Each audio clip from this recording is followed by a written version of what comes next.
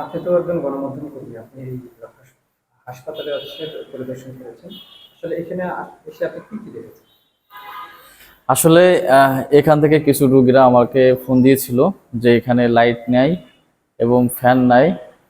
তো আমি সরেজমিনে এসে দেখলাম যে আসলে এখানে কিন্তু আহ, একটা রুমেও কিন্তু লাইট নাই। সর্বোচ্চ গেলে একটা লাইট, 20টা লাইটের মধ্যে একটা লাইট ঠিক আছে। ফ্যান 5টার ভিতরে একটা চলে, আর কটা চলে না। আর যে একটা চলে সেটাও আস্তে আস্তে চলে। রোগীরা যারা আসছে তারা অধিকাংশ আমার কাছে বলছে যে এই যে যে ফ্যান ঘুরতেছে তার থেকে বাড়ি থাকাই ভালো। রোগীরা সেবা নিতে এসে আরো রোগী হয়ে তারা ফিরতেছে। এবং আমরা আরেকটা জিনিস দেখতে পারছি যে হসপিটালে কিন্তু যে পরিবেশটা, কিন্তু সেই পরিবেশটা নাই।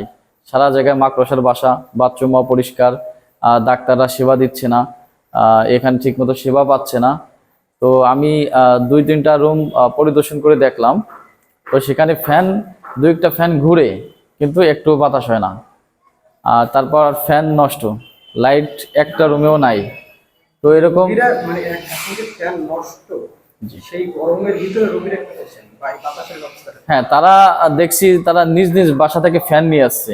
এখন কি করবে?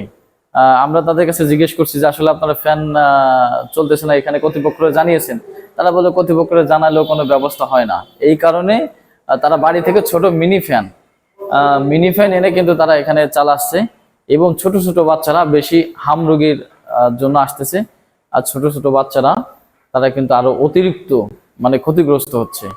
আর আমি এটাই প্রশাসনের কাছে চাই, নতুন সরকারের কাছে চাই, নতুন এমপি মহোদয়ের কাছে এটাই বলতে চাই যে টুঙ্গিপাড়া একটা হসপিটাল, যে হসপিটালে মানুষ সেবা নিতে আসে, সেখান থেকে যেন রোগী হয়ে যেন না ফিরে।